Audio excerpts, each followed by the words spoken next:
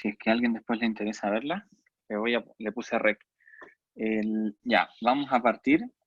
Les voy a mostrar y vamos a comenzar, ¿se acuerdan? Con el rey Joás. Nos toca el rey Joás en esta ocasión. Y ¿No era Macías?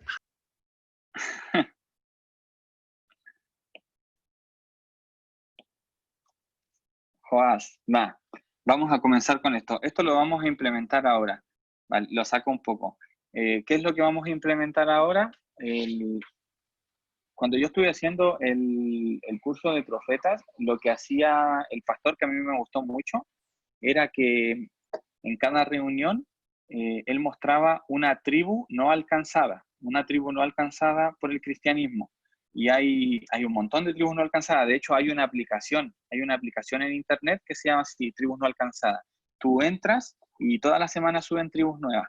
Y puedes ver lo que cree esa tribu, el porcentaje de cristianos y cuántas personas en ese momento están orando por esa tribu. Es súper interesante. Y algunas tribus de las que vimos tienen 0,00 porcentaje de cristianos. O sea, no ha llegado el cristianismo a esa parte. Entonces, ¿qué es lo que quiero hacer yo? Algo similar. Me gustaría que todos los días que nos juntemos, los días martes, hagamos una oración por algún ministerio que se esté moviendo a nivel mundial. Y en esta ocasión escogí el misterio Ligonir. Entonces, me gustaría que Pierre comenzara leyendo el extracto que puse ahí. Lee eso, por favor, Pierre, para todos los demás. Ya. Hoy comenzaremos orando por el Ministerio Ligonier. Ligonier Ministerios es una organización internacional de seguimiento de Cristo con sede en el área metropolitana de Orlando, Florida. Fue fundado por R.S. Sproul en el Valle Ligonier, Pensilvania, fuera de Pittsburgh, en el propósito declarado de 1971.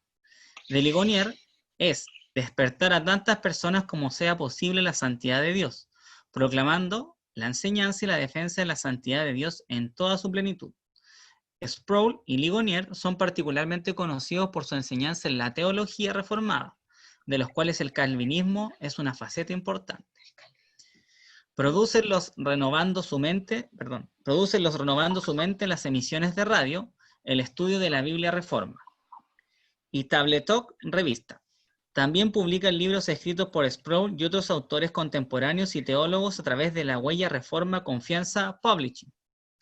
El ministerio ofrece series de enseñanza, además de ofrecer títulos de grado a través de la Reforma Biblia College y un programa de aprendizaje en línea a través del Ligonier Conectar.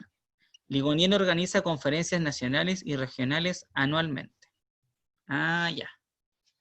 Vale, gracias. Entonces, lo que se trata este ministerio, que hace libros, hace conferencias, prepara gente, y lo que les importa a ellos es esparcir el evangelio. Entonces, nosotros esta noche vamos a orar por ese ministerio y cada semana por un ministerio diferente. ¿Vale? Vamos a orar. Señor bendito y misericordioso, te damos muchas gracias, Padre Santo, porque hay gente, Padre Santo, que invierte toda su vida, Padre, por dar a conocer el Evangelio, por amor a ti, Señor, por amor a las almas. Ellos se esfuerzan, ellos estudian, ellos trabajan, ellos invierten sus propios recursos muchas veces, Señor, por amor a ti, Señor. Te pedimos en el nombre de Jesús que tú bendigas este ministerio, Señor. Tú los bendigas con un corazón siempre limpio, siempre sano, siempre luchando contra la corrupción que puede muchas veces invadir el corazón del hombre, Señor. Te pedimos, Señor, que tú guíes a estas personas, Señor, hacia la verdad de Jesucristo, Señor, y no otra cosa, no otro tipo de doctrinas. Lamentablemente hemos visto que algunas veces las personas se corrompen, Señor, y sabemos que a los siervos de Dios les puede pasar si ellos se descuidan. Por favor, a las cabezas de estos ministerios, Señor, sé tú bendiciéndolos con ideas, sé tú bendiciéndolos con integridad, bendiciéndolos con santidad y ayudándolos, Padre Santo, a expandir el Evangelio, Señor. Te damos gracias por su obra, en el nombre de Jesús. Amén.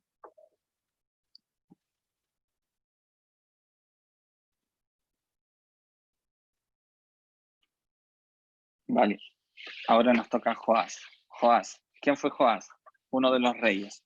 ¿De dónde? Del sur.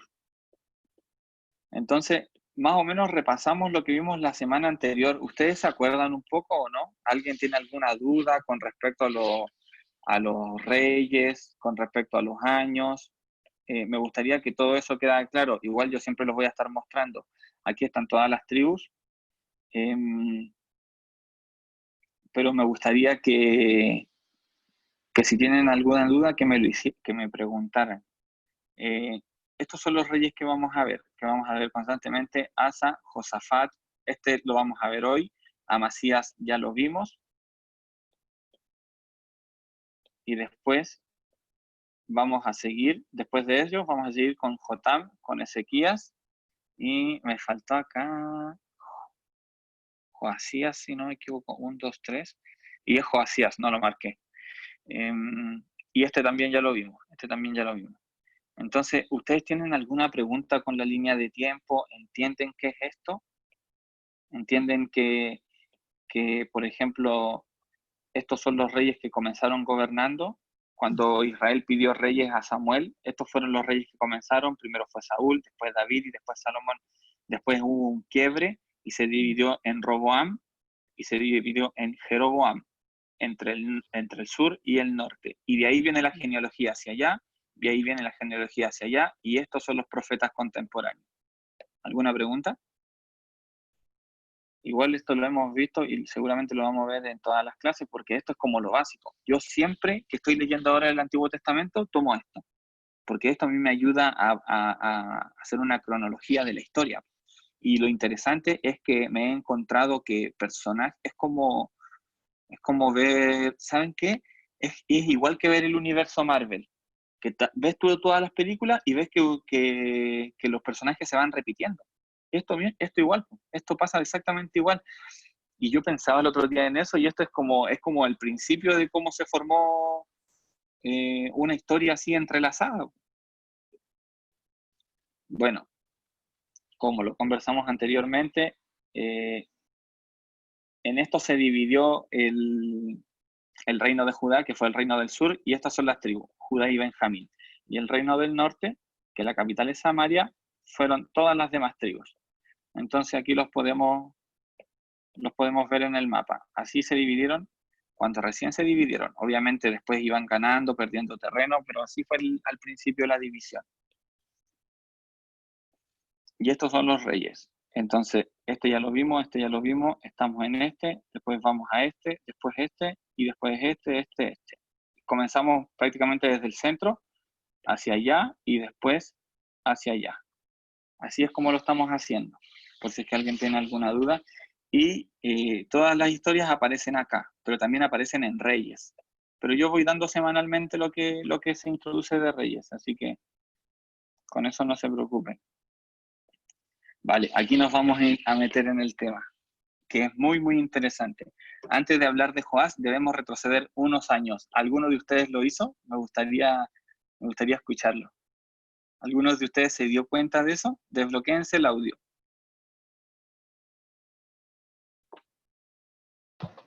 Sí, me di cuenta. Vale. Perdón, que no escuché. Cuando comenzaron a leer la vida de Joás, ¿desde dónde comenzaron? ¿Comenzaron donde dice que es rey a los 7 años? Sí. No. ¿Sí? O sea, también, que fue rey de los 7 años, pero también leí que la abuela, la reina, ¿cómo se llama ella? Atalía, sí. Atalía. Que mandó a matar a todos los descendientes de su hijo Ocosías. Claro. Mira, lo que yo hice fue retroceder 2 o 3 capítulos para poder leer, interiorizarme en esto. ¿Qué pasa con Atalía? Mira, aquí dice, Atalía viene de la familia de Israel. Eso significa del otro reino, de Israel. Y nosotros estamos viendo Judá. Significa que hubo gente que se fue de allá para allá. Entonces, Atalía, mira, escucha. Atalía viene de la familia de Israel. Acab es su padre y Jezabel es su madre. Eso significa que este es su papá y este es su mamá. Que este fue rey de Israel. ¿Ustedes se acuerdan de Acab? Acab fue uno de los reyes que hizo lo peor delante de los ojos del Señor. Sí. Fue uno de los reyes más malos. Entonces, esta señora era hija de Acab. Ay, Ay, ¿Entienden? con el oscurito. Mira, acá está. Acá. Acá está Acab. ¿Ves que fue uno de los reyes? Y esta chica que usurpó el trono era su hija. Y incluso podemos decir que Jezabel era peor que Acab, porque Jezabel mandó a matar al que Acab quería el terreno. Entonces dice, Atalía incitó a su hijo Ocosías a adorar a ídolos. Eso aparece en Crónicas. Acá podemos ver que Atalía se casó con Joram y tuvieron a Ocosías, y Ocosías tuvo a Joás. Entonces dice, Ocosías fue muerto por Jehú. Jehú. Igual es importante ese nombre, lo vamos a ver más rato, a Jehú. Es importante este. Dice, también este eliminó la descendencia de Acab. O sea, Jehú eliminó la descendencia de este. Ustedes saben que en la Biblia dice que Jehú fue elegido por Dios para dar muerte a la descendencia de Acab por todo lo que hizo. Jehú fue escogido. Lo que pasa es que después se enorgulleció, al igual que todo. Y acá, al igual que tú. si nos vamos acá, aquí está Jehú. Acá está Jehú. Entonces, acá está Acab, acá está Atalía, aquí está Jehú. Entonces, esta es esposa de este, o sea, es hija de este, y este mató a este. ¿Se entiende? Y a la descendencia. Que aquí también había otro Ocosías, por si acaso. Imagina. Sí, que es Interesante, ¿verdad? Lelito. Atalía fue la que empezó con la adoración de adorar ídolos. Fue Atalía. Atalía llevó ídolos, claro. Ella es la que hizo todo eso que después siguió con lo que Joás, con todos los demás, incluso con Amasías también. Buen provecho. Chicos, ¿alguien tiene alguna pregunta hasta ahora? Es un poco enredado de entenderlo, pero si es que ustedes ven los gráficos se puede entender. Mira, esto es Israel, esto es el pueblo de Israel, y esto es Judá, ¿vale? Entonces, acá está Acab, y acá está Jezabel. Este es padre de esta, ¿vale? Ajá. Y esta fue la que usurpó el trono. ¿Por qué? La Biblia, ¿saben lo que dice? Dice, lean acá, mira. Cuando murió Ocosías, la casa de Ocosías no tenía fuerza para retener el trono. ¿Y qué significa eso? De que probablemente todos eran muy pequeños. No podían retener el trono. Entonces, Atalías lo usurpó. Cuando Atalías se enteró que mataron a su hijo y actual rey Ocosías, eliminó la descendencia de David, que la descendencia de David eran los hijos de Ocosías, y los mató a todos excepto a Joás. A Joás. Porque O lo sea, guardó. la abuela mató a los nietos. Eso es lo que pasó, que la abuela mató a los nietos. Dice, mató a sus nietos con excepción de Joás. ¿Por qué? Porque su tía lo rescató. Pero eso lo vamos a ver más adelante. Dice, usurpó el trono, y acá hay una curiosidad. Acá hay una curiosidad que a mí me encantó. Mateo 1, del 7 al 9. ¿Quién lo puede leer? Mateo. Mateo 1, del 7 al 9. Mateo 1. Sí. Amén. Tan bueno. Ya, léelo. ¿Cómo así? Léelo y que los demás miren el gráfico. Léelo y que los demás miren el gráfico. Dale, léelo. ¿Quién? ¿Yo, hijo? ¿O otra persona? ¿Tú? Amén. A ver. Ya, Salomón engendró a Vale. Roboán. Roboán Vale. a Abías y Abías a Asa. Asa engendró a Josafat a Joram y Joram a Usías.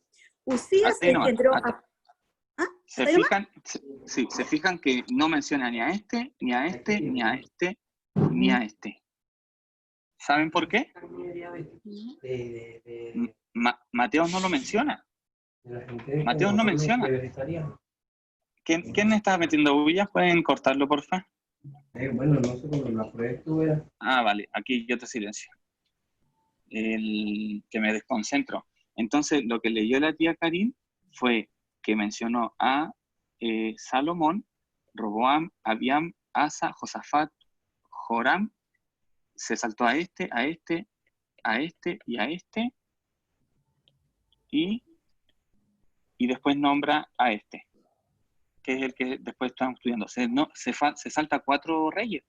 ¿Pero por qué? ¿Por qué se salta 4 reyes? Yo me pregunté eso, porque cuando empecé, yo coincidentemente empecé a leer esta semana Mateo, y vi la genealogía, y yo nunca había entendido la genealogía, y nunca le había hallado el caso de leerla. Entonces ahora la leí con mi gráfico, y ahí descubrí eso. Y me puse a investigar, y ¿saben lo que pasó? Elías maldijo a Acab, y maldijo a sus generaciones. Y lo más probable es por eso que Mateo no los menciona. Porque en Primera de Reyes 21, del 20 al 22, sale cuando los maldice. A mí me llamó mucho la atención, me dejó muy impresionado. No sé qué les parece a ustedes. ¿Tienen alguna opinión?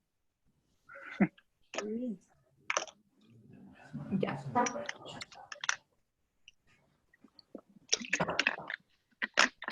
Vale. Entonces, seguimos adelante.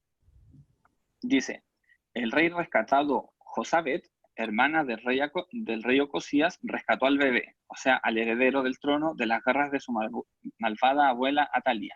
Josabet estaba casado con el sacerdote, escondieron a Joás en el templo durante 6 años. Entonces, acá nos tenemos que ir de nuevo a la genealogía. Esta es la genealogía del sur. Aquí está Atalía, nuevamente, con el rey Joram. Su hijo fue Ocosías y luego Joás. Pero Ocosías tuvo una hermana que se llama Josabet. Y Josabet se casó con Joiada, que era sacerdote. Y estos dos rescataron a Joás cuando era un bebé. ¿Se entiende? Sí. Sí. Entonces era Talía, que estaba casada con tuvo a Ocosías, que a su vez tuvo una hermana, esta es la hermana. Y ella estaba casada con el sacerdote y rescataron al bebé. Eso fue lo que pasó. Y el sacerdote es muy importante en esta historia, se nombra varias veces. Dice, el rey rescatado, Josabet, hermana del rey Ocosías, rescató al bebé, heredero del trono de las garras de su malvada abuela Atalía. Josabet estaba casada con el sacerdote. Lo otro, no sé si ustedes se dieron cuenta, pero cuando se habla del sacerdote en Reyes y en Crónicas, cuando se habla de Joiada, se llama sacerdote. Sin embargo, 23 años después, se le dice sumo sacerdote. Entonces, yo creo que lo más probable era que lo ascendieron. Claro. La semilla de David es devuelta al trono gracias al sacerdote Joiada.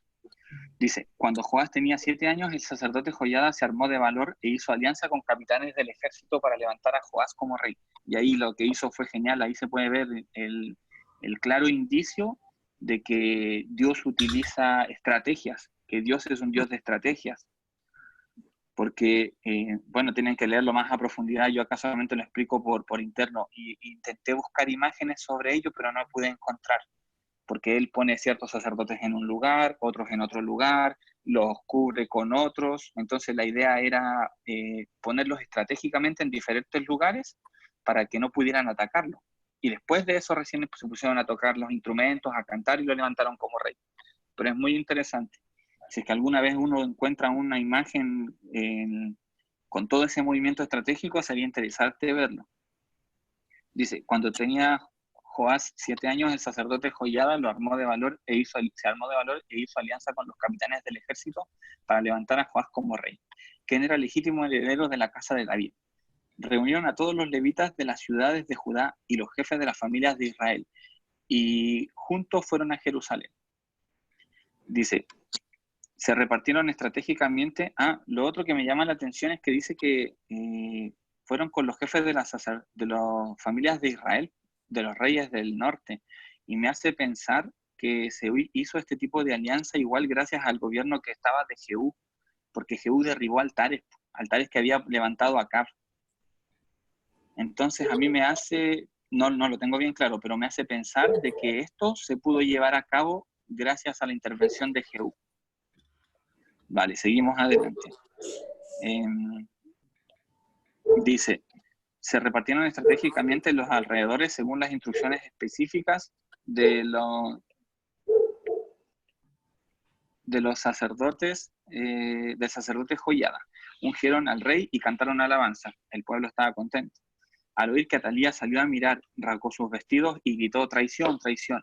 Luego la siguieron fuera del templo y la mataron. No debían matarla dentro del templo. Esto es importante. Esto es importante. ¿Por qué? Porque no debía derramarse sangre dentro del templo, por lo menos sangre humana. Y el rey incumple esto cuando hace su barbarie con Zacarías, y lo vamos a ver eso más adelante. Ay, me equivoqué. Se puede ver aquí el respeto que tuvo el rey, o sea, que tuvo Joiada, que tuvo el sacerdote por el templo, por el rey, y lamentablemente la falta de respeto que tuvo Joás, con la misma descendencia de él y también con el templo. Lo vamos a ir viendo en el camino. Reinado de Joás en Judá. Su vida está en Crónicas 24 y en Primera de Reyes 11 y 12. Llegó al trono a los 7. Aquí ya entramos a Joás. Eso fue un preludio para poder entenderlo. Eso no sale directamente en el reinado de Joás. Eso es antes. Dice, llegó al trono a los 7 años de edad durante el 7º año del reinado de Jehú, o sea, del rey que estaba al frente, del rey del norte. Reinó 40 años. Aproximadamente del 843 al 803. Hizo lo correcto ante el Señor mientras estuvo vivo el sacerdote Joiada. Y eso también es importante. Mientras estuvo vivo el sacerdote, después se corrompió. Y al igual que lo hemos visto anteriormente, ¿se acuerdan? No que esto se repite una y otra vez, que no derribó los altares. No derribó los altares. Dice, en el tiempo de Atalía, Joiada es llamado sacerdote. Cuando Joás ya es adulto, Joiada es llamado sumo sacerdote. Los profetas que estuvieron en este tiempo fue Eliseo, Joel y Abdías. Ninguno de ellos le profetizó, pero estuvieron en ese tiempo. Y los reyes contemporáneos es Jehú y Joacás. En ese tiempo ya había muerto Acab, y también había muerto Elías, que Elías fue en quien profetizó a Acab. Reparación del templo. Joás ordenó a los sacerdotes tomar el dinero de las ofrendas sagradas para la reparación del templo, dinero de los votos y ofrendas voluntarias. Este dinero era para pagar las reparaciones causadas por la destrucción del templo a manos de Atalía. En el año 23 del reinado de Joás, los sacerdotes aún no reparaban el templo, y aquí creo que no lo anoté, pero Joás ya había ordenado que lo hicieran. Eduardo, dale. No, acabo de ver tu mano. No, te quiero hacer una pregunta, Elia. Por ejemplo, cuando tú te refieres a sacerdote y a sumo sacerdote, en la actualidad, ¿qué vendría siendo un sacerdote? O sea, porque yo entiendo que antes los profetas, el Señor los ponía para dar para predicar y para hacer llamados al pueblo. Y después fueron convertidos como en apóstoles. Eso fue el trabajo que hicieron los apóstoles. Pero en la actualidad, ¿qué sería un sacerdote ahora? Vale, mira. Como para saber cómo es el orden. Los sacerdotes eran de la tribu de Leví. Y Leví, dentro de la tribu, tenía clanes, ¿vale? Entonces, cada clan estaba encargado de algo en específico. Habían clanes que levantaban las carpas, que armaban todo, habían clanes que cuidaban y limpiaban los instrumentos, y el sumo sacerdote era el encargado de entrar al lugar santísimo. La única persona que podía entrar al lugar santísimo era el sumo sacerdote, y solamente una vez al año, y no podía tocar el arca del pacto, no podía tocar. Entonces, en el fondo, ¿qué podría hacer hoy en día? Bueno, la Biblia dice que Cristo es nuestro sumo sacerdote. Sin embargo, nosotros tenemos acceso al Padre mediante Cristo. Está en Primera de Pedro, hermano. ¿Qué dice?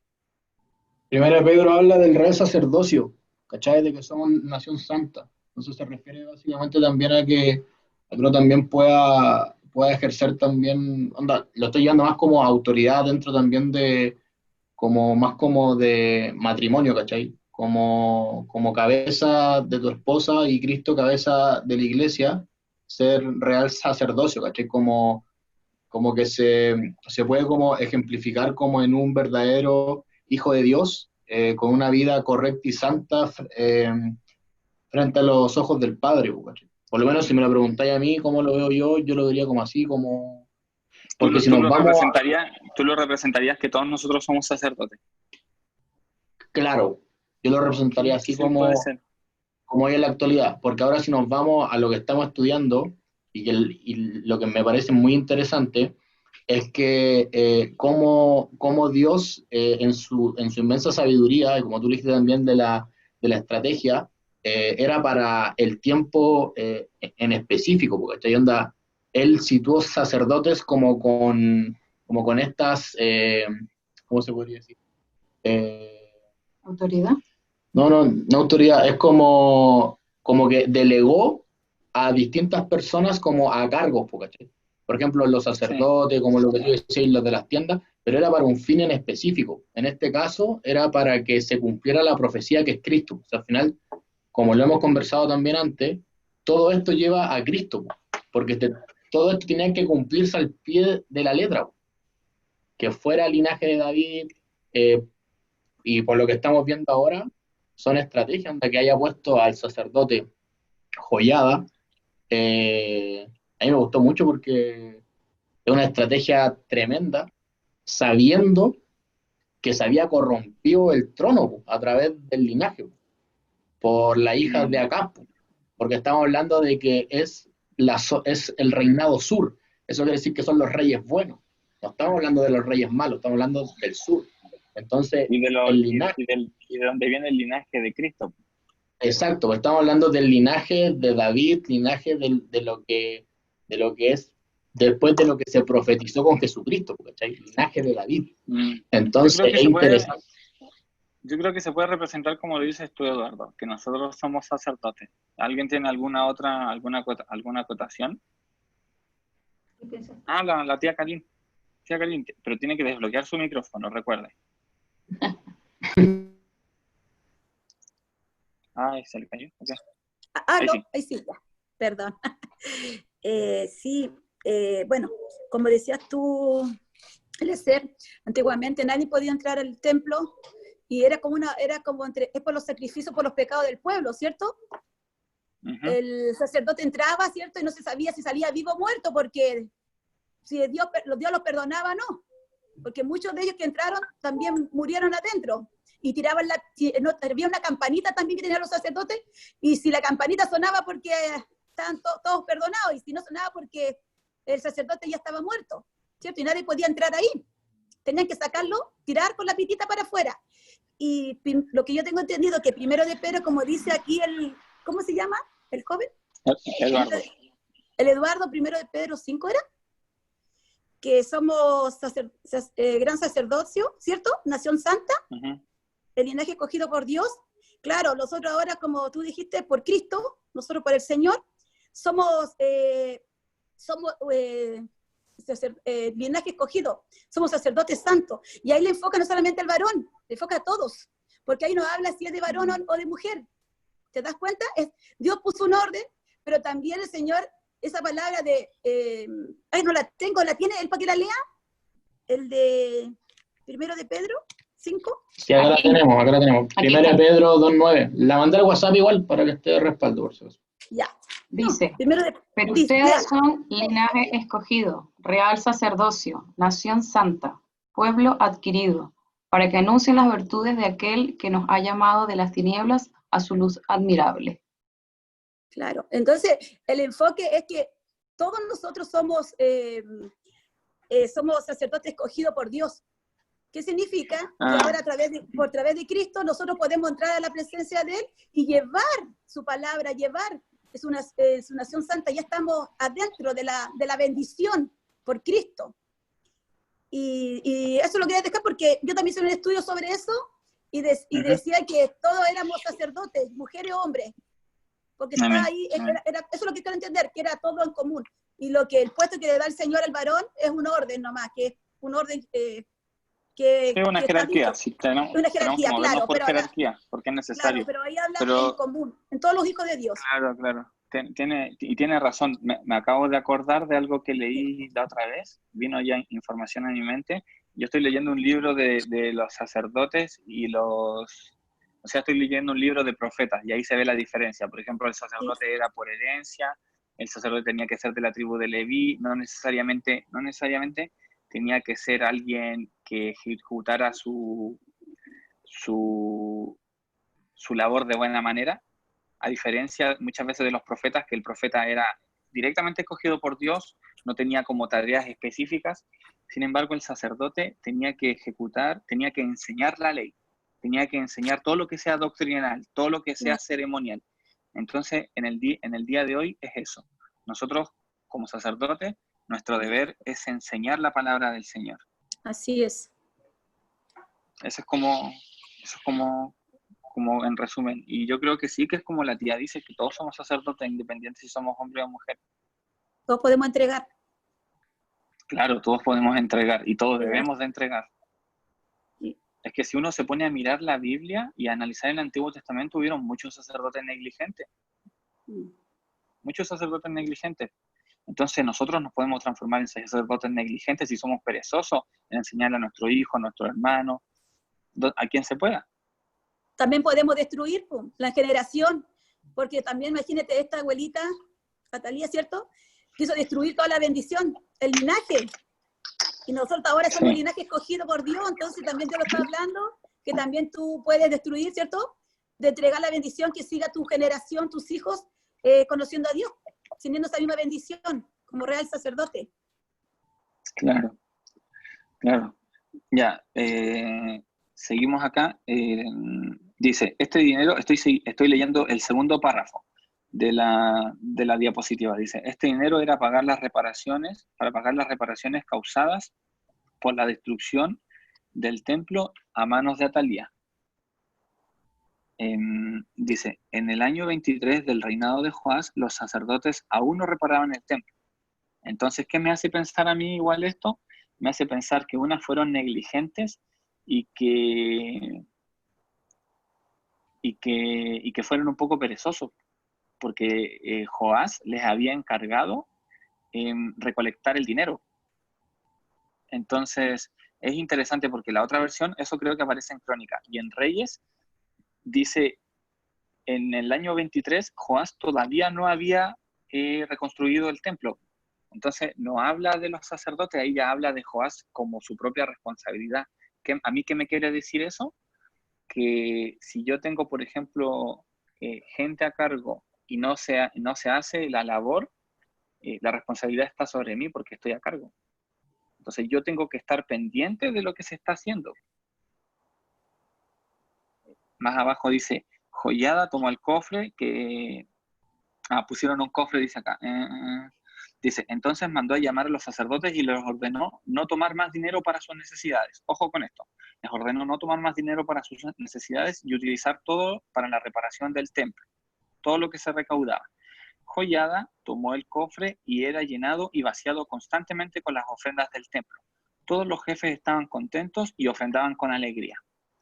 Y de hecho mandaron a llamar de distintas partes del país diciéndole que van a reconstruir el templo y todos iban allá a aportar. Con el dinero pagaron a los trabajadores y los materiales. No fue necesario pedir cuentas por el dinero, ya que los encargados eran gente honrada. Y eso es bonito como los describe, que eran gente de fiar. Entonces no se pidieron cuentas. Y dice, el dinero por el pecado y la culpa no se tomó, pues era para los sacerdotes.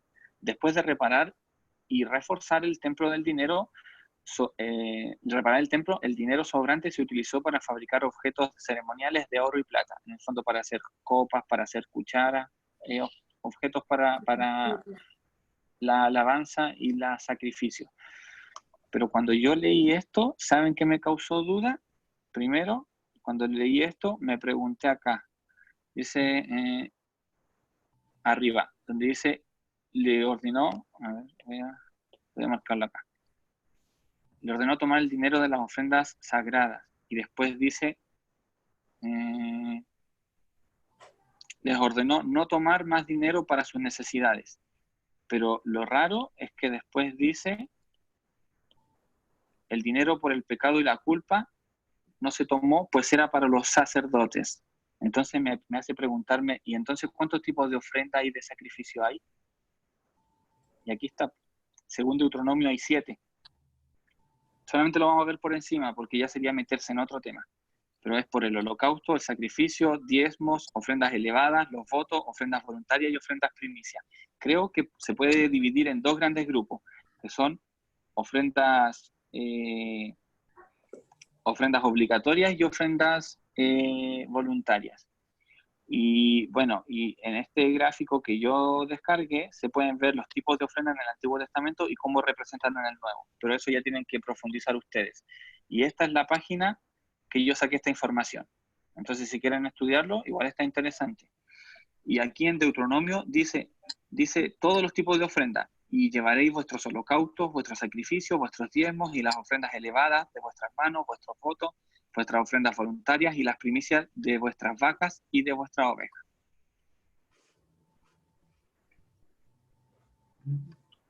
Vale, muerte de Joiada, depravación de Joás y muerte de Zacarías.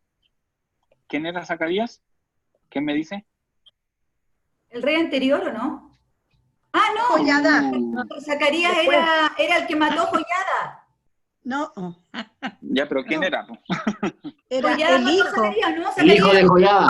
El hijo de Joiada. El hijo de Joiada era, el hijo. Dice, al morir Joiada de 130 años, de 130 años, Sí. y si no me equivoco, si no leí mal, él comenzó a trabajar, o sea, él fue a rescatar al chico a los 90, si no me equivoco, cuando tenía 90 años. Espérate, deja que tengo el micrófono. Uy, me salí. No, ahí lo silencié. Espera, voy a silenciar. Vale. Al morir Joiada, de 130 años, fue enterrado en un lugar de honor con los reyes de la ciudad. Este es otro tema que llama la atención. Las diferencias, si vemos la diferencia de la vida de Joiada con la vida de Joás, hay varias cosas que llaman la atención. Por ejemplo, esto. Y lo vamos a ver un poquito después. Dice, los líderes de Judá persuadieron al rey para aconsejarle, abandonaron a Dios y decidieron adorar ídolos. Esto quiere decir que fue persuadido el hombre. Hoy día yo estaba estudiando un poquito acerca de la teología reformada, que es la teología calvinista, y se habla un poco sobre estaba estudiando sobre Esaú y su hermano Jacob, y la Biblia dice que a uno amó y que al otro aborreció. Entonces, se plantea la pregunta, el Señor, ¿cómo es que toma muchas veces esas decisiones? Está como la corriente que dice que te escoge desde un comienzo, y está la otra corriente que dice que uno escoge a Dios. Entonces, el predicador hablaba de este tema en específico, que venían de la misma matriz, sin embargo uno había sido desechado, otro había sido amado, y se toma el ejemplo muchas veces para tomar este tipo de idea de que cómo lo hace Dios, si es que lo hace de que Él definitivamente te desecha de una, Él endurece de repente tu corazón, porque muchas veces la Biblia dice eso, que a los malvados muchas veces Dios endurece su corazón. El ejemplo claro es el faraón, pero también es Joás, que Joás endureció su corazón y se pervirtió. Y lo que estaba investigando hoy, en el fondo, hay 2 tipos de endurecimiento de corazón, que uno es pasivo y otro es como activo. Y se dice que en el caso de que fuera un endurecimiento pasivo, sería prácticamente que Dios pone maldad en el corazón del hombre.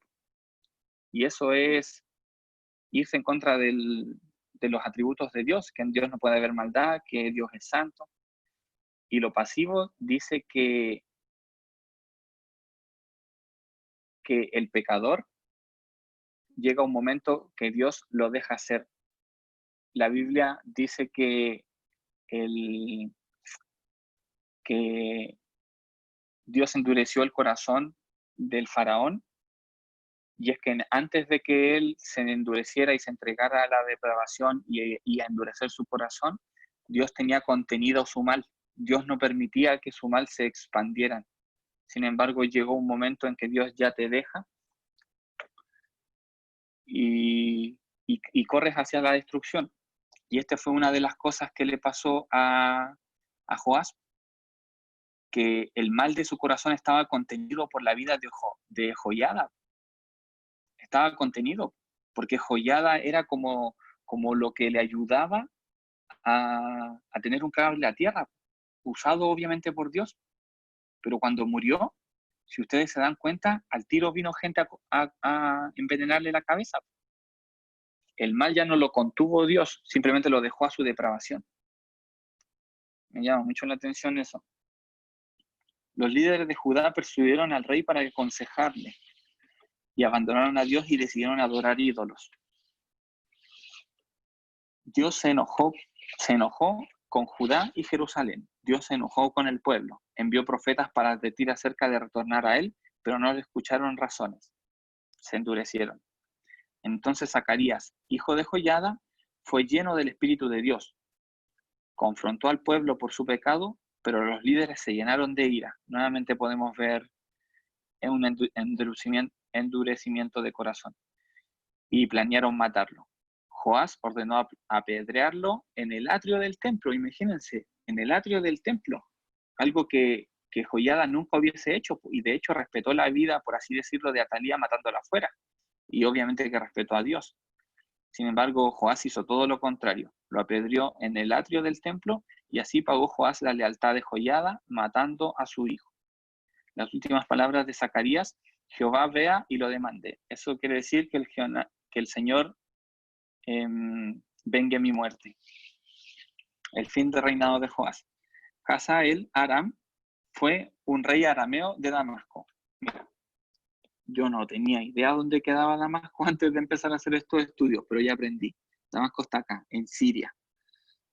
Y este tipo viajó hasta acá para conquistar. Y lo interesante es que tuvo varias victorias. Dice, Hazael Aram fue un rey arameo de Damasco, conquistador y sanguinario. Eliseo llora frente a él cuando Dios le muestra la profecía acerca del reinado. ¿Ustedes se acuerdan de esa historia? ¿Se acuerdan de esa historia que hay el rey de acá, de Damasco, manda a llamar a Eliseo y le pregunta, porque él tiene una enfermedad, le pregunta, ¿me voy a sanar? Y le dice, ciertamente te vas a sanar, pero era mentira, porque iba a morir. Y él, esta persona era súbdito de este rey, era súbdito. ¿No se acuerdan de esa historia? Es súper interesante. Mira, se los voy a leer. Nunca lo he leído. ¿Nunca la han leído? No, es que es buenísima, es buenísima. Mira, de hecho, tenemos que irnos a la Biblia, porque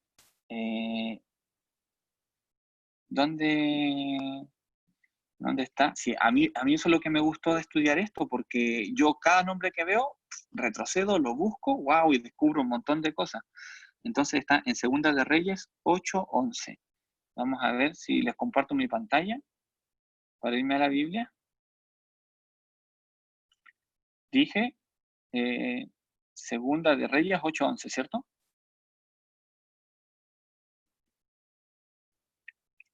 ¿Ven la pantalla?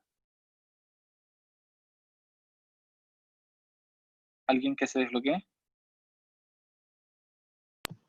Sí, se ve. Vale. Entonces, dice acá, Hazael mata a Ben-Hadad. Luego Eliseo fue a Damasco, la capital de Aram, donde el rey Ben-Hadad estaba enfermo. Cuando alguien le informó al rey que el hombre de Dios había llegado, el rey le dijo a Hazael, llévale un regalo al hombre de Dios. Luego dile que le pregunta al Señor, ¿voy a recuperarme de esta enfermedad? Entonces Hazael cargó 40 camellos con los mejores productos de Damasco para regalarle a Eliseo. Fue a verlo y le dijo, tu siervo Ben-Hadad, rey de Aram, me ha enviado preguntándote, ¿voy a recuperarme de esta enfermedad? Eliseo contestó, ve y dile, ciertamente te recuperarás. Pero la verdad es que el Señor me ha mostrado que morirá. Eliseo se quedó mirando a Hazael tan fijamente que Hazael se sintió incómodo. Entonces el hombre de Dios se puso a llorar. ¿Qué pasa, mi señor?, le preguntó Hazael. Yo sé las cosas terribles que tú le harás al pueblo de Israel, contestó Eliseo. Quemarás sus ciudades fortificadas, matarás a sus muchachos a filo de espada, estrellarás a los niños contra el suelo y abrirás el vientre de las mujeres embarazadas. Entonces Hazael le dijo, ¿cómo podría un don nadie como yo hacer cosas tan grandes como esas? Eliseo le contestó, el Señor me ha mostrado que tú serás rey de Aram. Cuando Hazael se despidió de Eliseo y regresó, el rey preguntó, ¿qué te dijo Eliseo? Me dijo que seguro te recuperarás, contestó Hazael. Ahora bien, al día siguiente Hazael agarró una manta, la empapó en agua y se la puso al rey sobre la cara hasta que murió. Entonces Hazael pasó a ser el siguiente rey de Aram. ¡Wow! Qué impresionante, ¿no? Y esas son las cosas, esos son los banquetes que Dios te muestra cuando tú estás estudiando. Por eso no hay que leer la Biblia por encima. Uno tiene que buscarla, mirar los gráficos y retroceder, buscar, meterse en internet, averiguar, porque de verdad que yo haciendo este estudio me gocé un montón, porque descubrí cosas en Mateo, porque descubrí sobre la familia de Acab, descubrí de Damasco, y de verdad que yo me gozaba de todo lo que Dios me mostraba. Vale, entonces nosotros estamos hablando de este rey. Fue un rey arameo de Damasco, conquistador y sanguinario. Eliseo llora frente a él cuando Dios le muestra la profecía acerca de su reinado. Hizo daño a reyes de Israel, hirió a Joram, tomó territorio de Jehú. Y Jehú, ¿se acuerdan que Jehú dio muerte a la familia de Acab? Ahora Jael Aram lo hiere su reinado. No lo mata, pero hiere su reinado. Peleó contra Joacás, invadieron Judá y Jerusalén, mataron a líderes y vencieron a su ejército. Joás pagó tributos de los tesoros del templo. Aunque lo dejaron gravemente herido, desistieron de su ataque y volvieron con el botín a Damasco. Esto significa que viajaron desde acá, desde Siria, repartiendo violencia por todo este sector contra estos reyes, con las reyes que leímos recién, y llegaron hasta Judea. Imagínense, hasta acá abajo. De ahí saquearon, hirieron al rey y se devolvieron. Más abajo dice, consejeros de confianza de Joás lo mataron en su cama, en casa de Milo, en caso de Milo o Bet Milo. ¿Qué es Bet Milo? Busqué información sobre ello y dice, se cree que es una fortificación o ciudadela cerca de Siquem. No hay seguridad de eso, pero se cree que es una fortaleza dentro o cerca de Siquem. Y dice, Josacar y Josabad fueron los que mataron al rey, estos dos chicos. El motivo fue la venganza por la vida de Zacarías, hijo de Joiada. Y se acuerdan que nosotros estuvimos viendo a Amasías, y Amasías dijo que cuando recién afirmó su reino, mató a los chicos que mataron a su padre. Entonces, estos fueron los que mató a Amasías, recién cuando afirmó su reino. Entonces seguramente era por el tema de la idolatría, había mucho resentimiento, y por el tema del mismo de que mataron a Zacarías, el hijo de Joiada. Al parecer ese fue el motivo. Este rey fue enterrado en la ciudad de David, pero no en el cementerio de los reyes. En el fondo fue deshonrado. Este rey murió deshonrado. Sin heredad. Oye, brother, antes de que pase el pie, no sé, a mí lo que me llamó mucho la atención es que el rey Hazael, no sé cómo es, el Hazael Aram, dice ahí la palabra que el ejército con el que él fue era mucho menos, donde eran menos. Eran poquitos. Entonces, poquitos porque Jehová ya había dictaminado que Joás debía sí, morir. Y eso porque es lo que hablamos de la dureza impresionante. del corazón. Eso es lo que hablamos de Claro. la dureza del corazón. La Biblia, hay una parte que dice, yo seré misericordioso con quien sea misericordioso. Claro.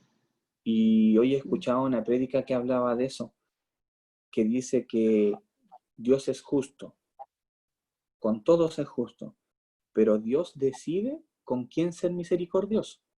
¿Entiendes? Sí.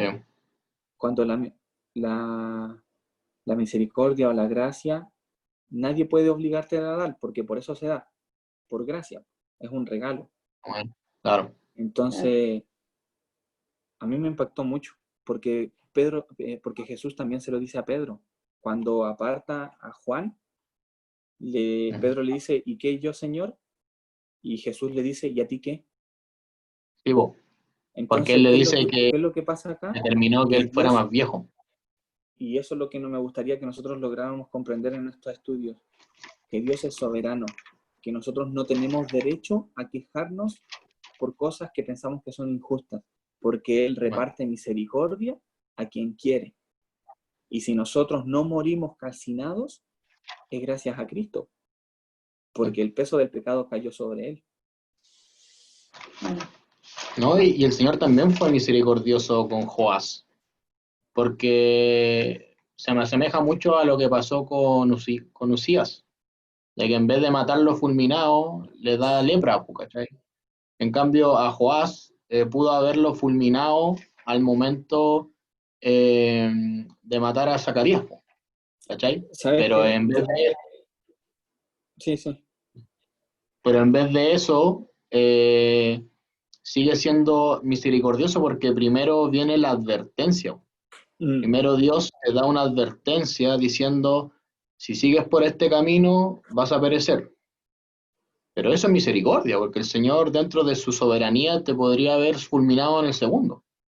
De hecho, según las leyes, los israelitas constantemente degradaban el nombre del Señor, teniendo ídolos, casándose con otras tribus, y etc.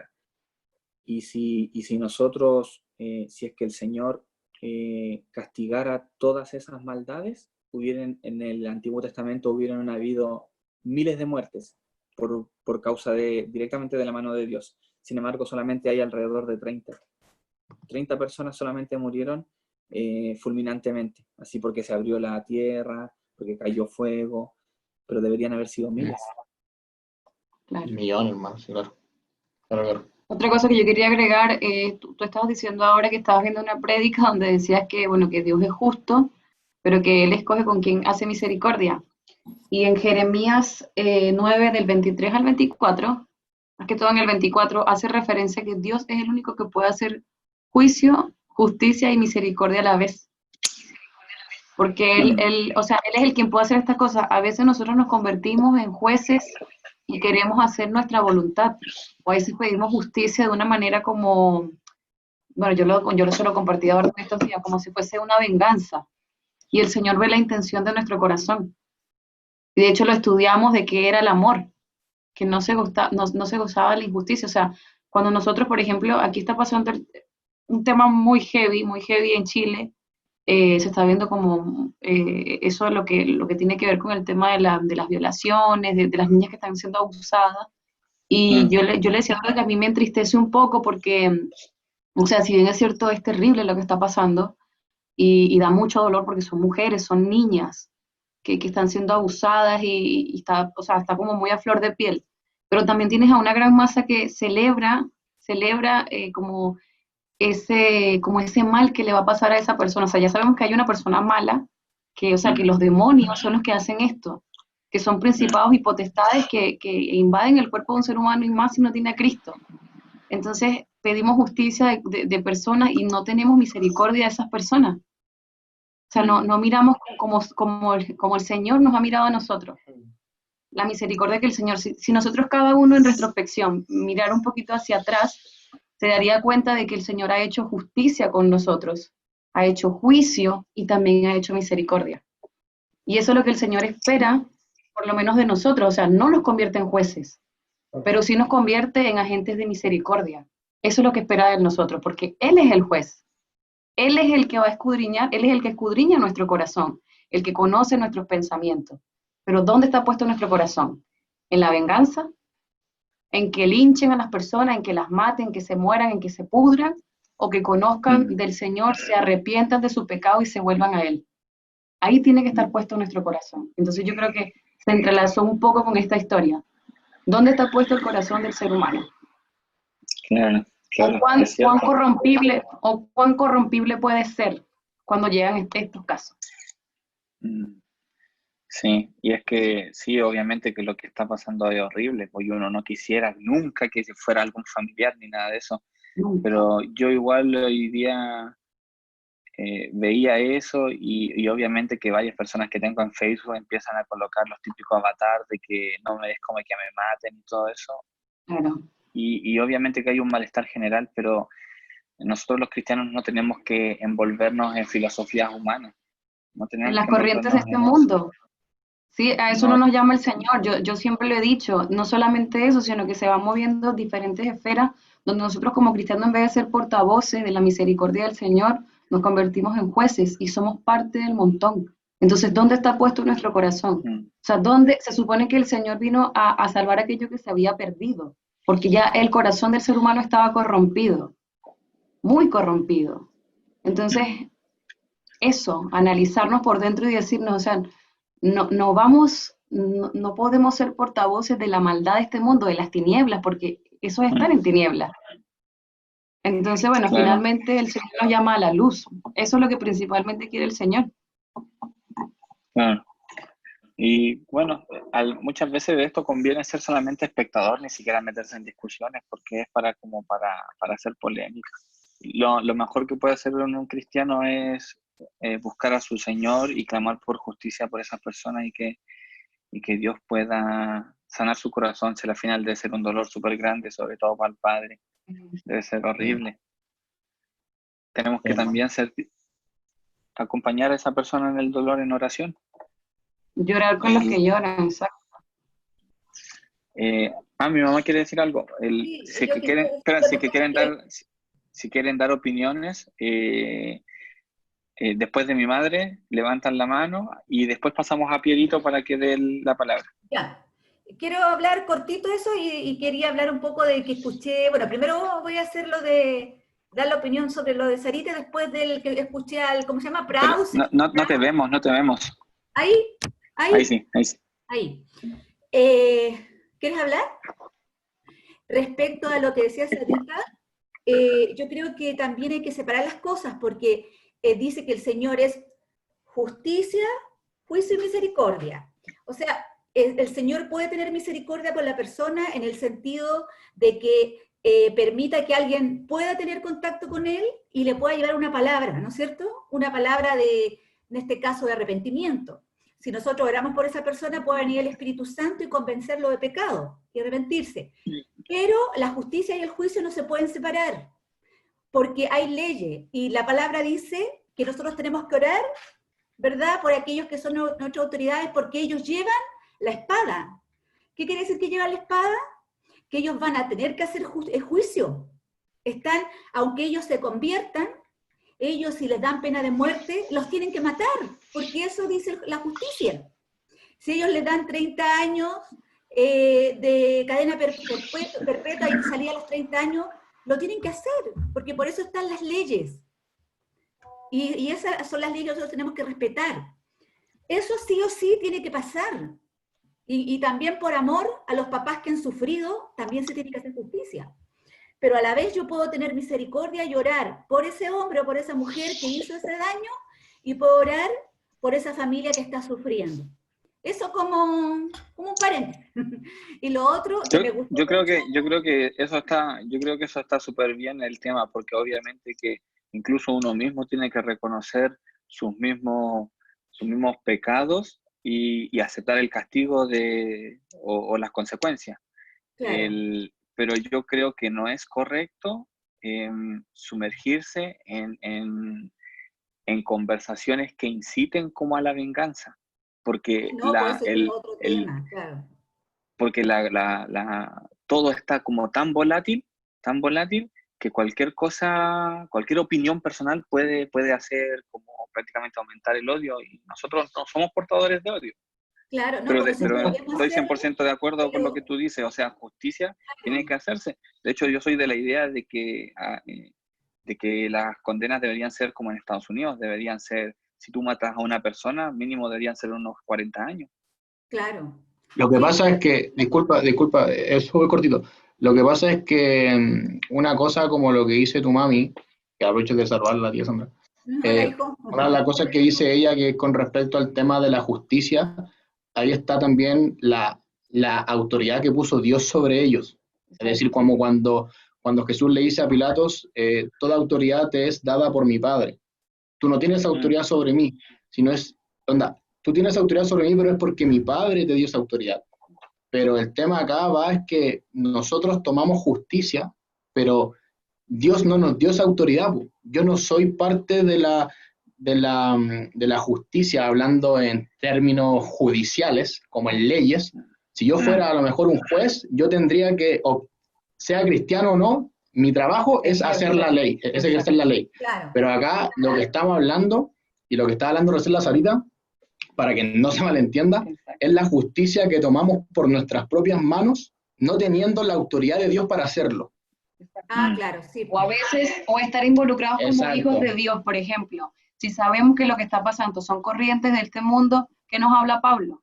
Que no nos mezclemos con las corrientes de este mundo. Sí, Eso nosotros no tenemos que darnos según las ideologías, sino El que... Señor dice que tenemos que ser pacificadores. Exacto. Pero eso no significa que no... muchas veces la gente confunde la palabra yo soy pacificador con ser pacifista, que también lo habíamos hablado en la mente de Cristo. Cuando el Señor habla de ser pacificadores, es que yo tengo que...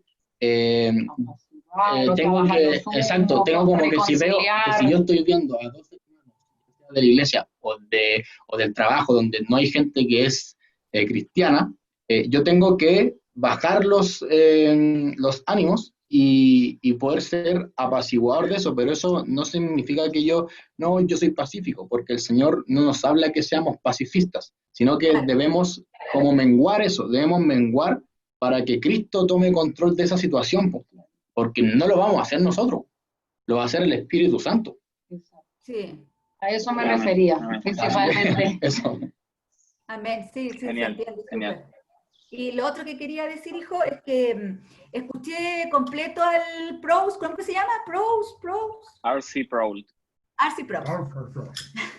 Nunca había escuchado sobre el varón que tocó el arca y se murió tan bien explicado como él lo explicó.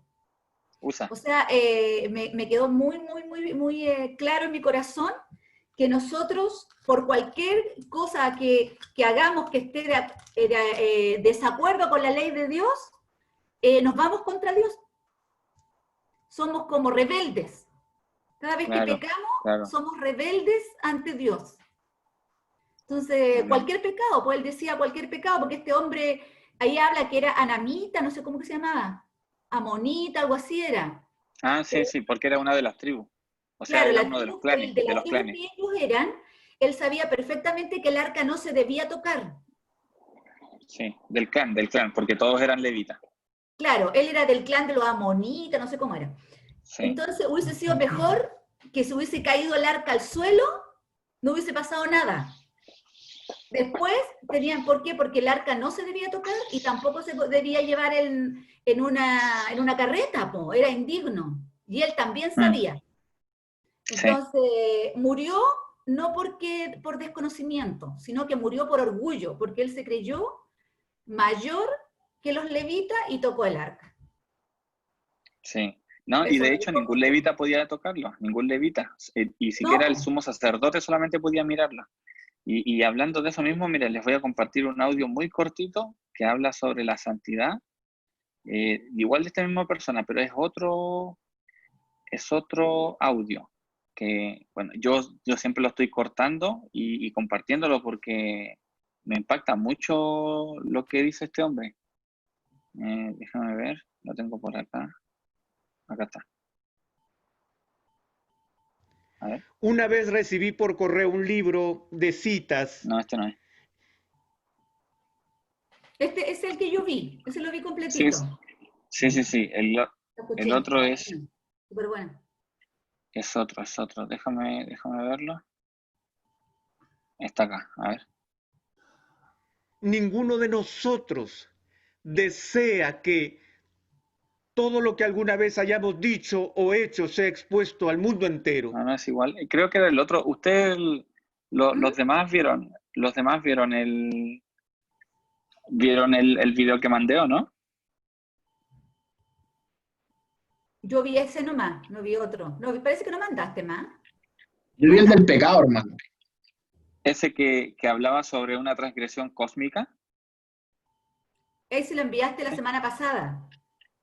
No, Ah, este vale. habla de la transgresión cósmica. Sí. Ah, bueno. Sí, pues si de eso hablaba igual de una transgresión cósmica. El de la transgresión cósmica es cuático, yo qué loco. ¿Viste? También lo escuchó el Edu, es bueno. Sí. ¿Tú lo escuchaste, Pierre? Escuché el que mandaron, pero no sé si era el mismo. Que apareció una frase de él en un libro de citas. Sí, pues sí, ese es.